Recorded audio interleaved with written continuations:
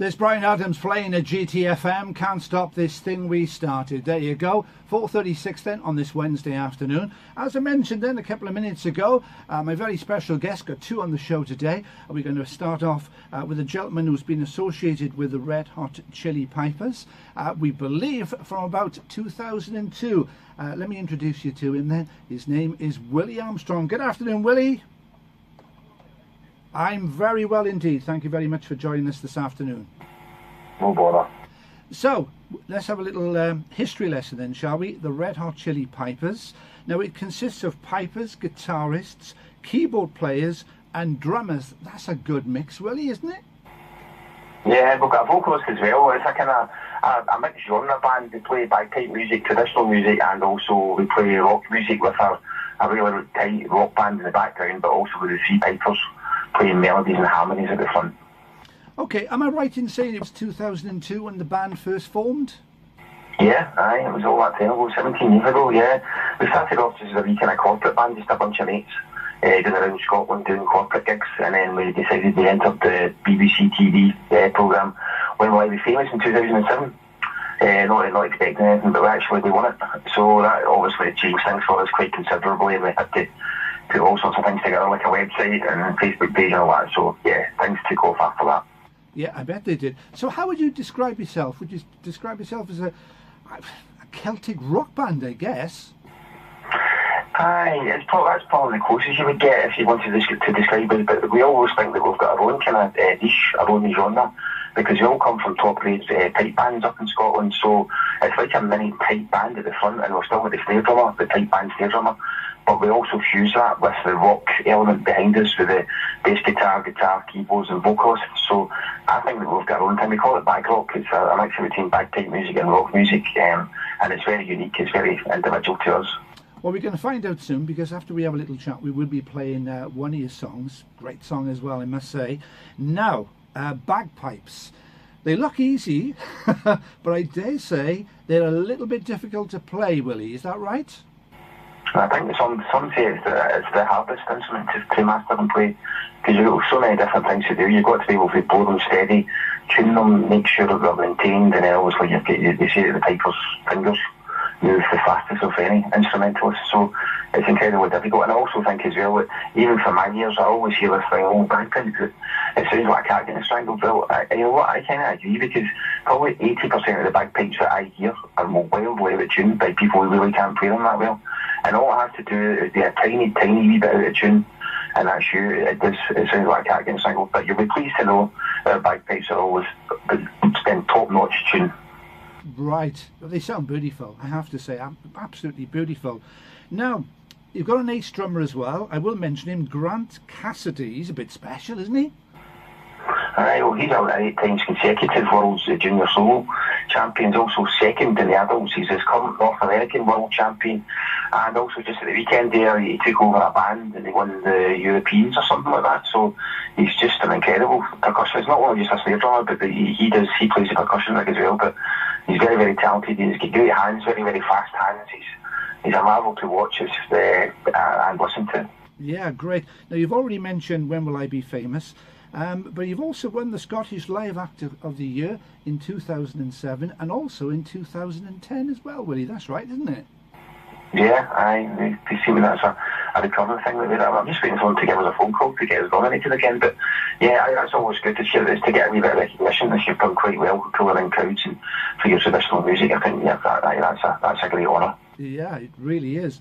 Now, you've released numerous albums, including, now I got a little list here, I've done my research, Bag Rock to the Masses, Music for the Kilted, brilliant stuff, Braveheart, well, of course, For Those About to Bag Rock, which I thought was a brilliant title, and of course, we both Scotland and Wales, we love our rugby, don't we? Rockin' the Six Nations. How many albums altogether, Willie? Well, 6 studio albums, 2 live albums, and then there's 2 DVDs as well. So there's quite a few going over the years, and we've just finished the current one that's going to get released on the 7th of June. It's available for pre-order if you're interested, and I would say that that's the one that we'll spend. Well, basically, obviously, as your band grows, you can spend a wee bit more in production and all that. So this is the one that everybody says it's really off the scale when it says like this. production and also the musicality of it. So I'm really looking forward to that. We've already started playing some of the sets on the live show, so it's great as well as a musician just to get a wee bit refreshed and play some new stuff. So that's the band are right on top form just now. Excellent. And how can people get hold of the album? Can they download? That's the usual way of doing it these days, isn't it?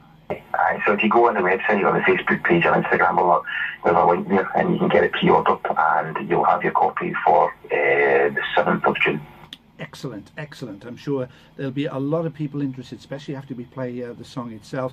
Now then, what about collaborations? I can just imagine you collaborating with Ian Anderson of Jethro Tull, a fellow Scot.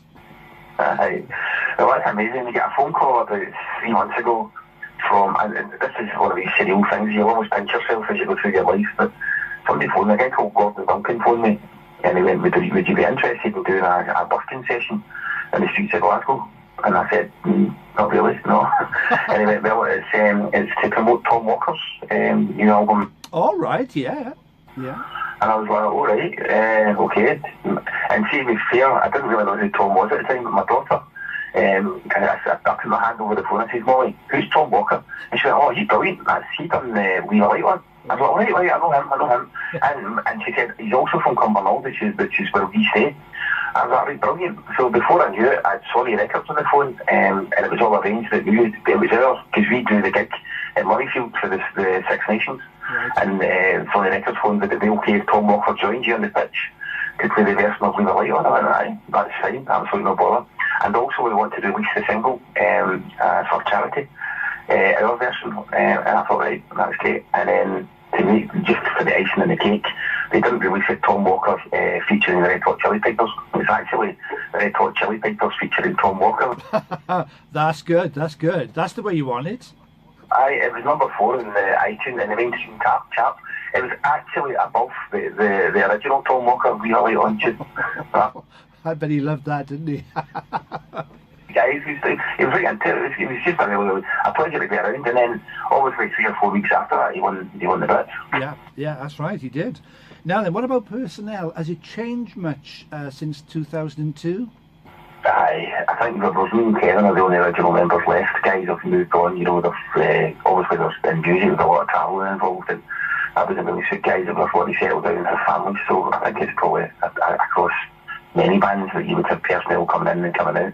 Yeah, absolutely. I've always had this thing in my head that if anybody ever leaves the band, then whoever's going to replace them will be better than the person they've replaced, and I think that's quite a good way of doing it, so that the band is never ever going to go in the wrong direction. It's always going to go in the right direction, which is up the way.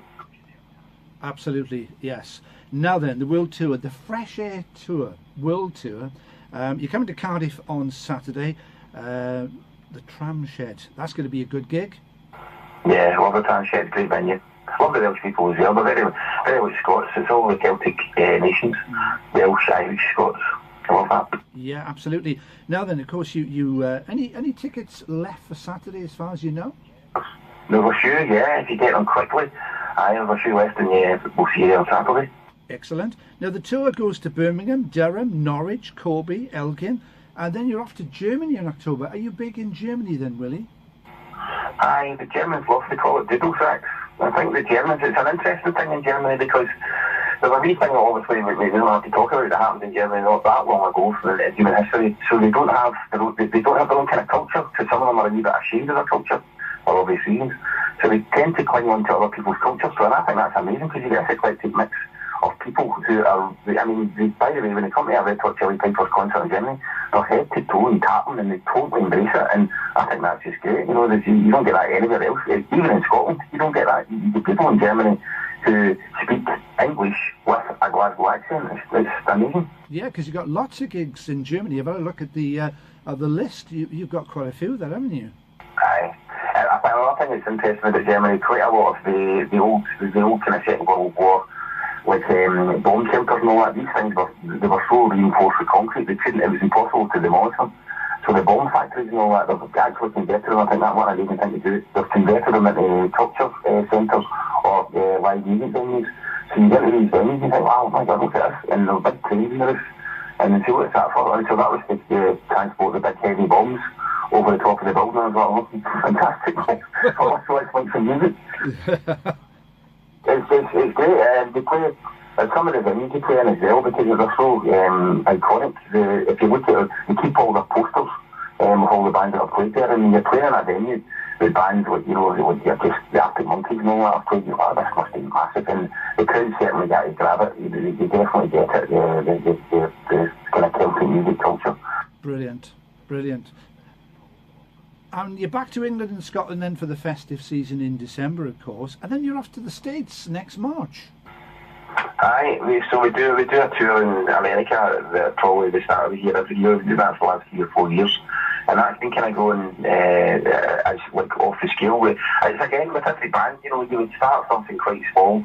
And I remember our first tour in England, we done it in a Winnebago, and we stayed in bed and breakfast, and we were playing about 50 people. Or 100 people every night. Well, now we're touring England, we're playing to 1,000 people in England and Wales and Ireland. But in America, it started off really small, but that's really grown.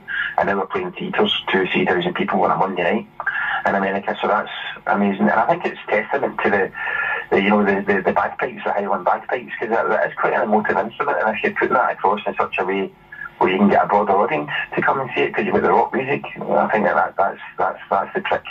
Absolutely. Now, apart from Saturday in Cardiff, any other shows planned for Wales? I think there's a festival. I've got my diaries up the stairs, but there's a festival coming off in the summer, but I need to check that on Facebook. But there's a festival in Wales coming up in the summer. Excellent. Well, listen, Willie, thank you very much indeed. It's been a great pleasure chatting to you. All the very best, of course, for Saturday and, of course, the rest of the tour. Hope the tour goes really, really well. Don't forget to come back and have a chat to us as well. And we're going to run a competition at GTFM on our Facebook page, a couple of tickets, so there will be a couple of listeners down at the show on Saturday. That's great. Thanks very much. And this is it then. Do you want to introduce it? The Red Hot Chilli Pipers. It's Shut Up.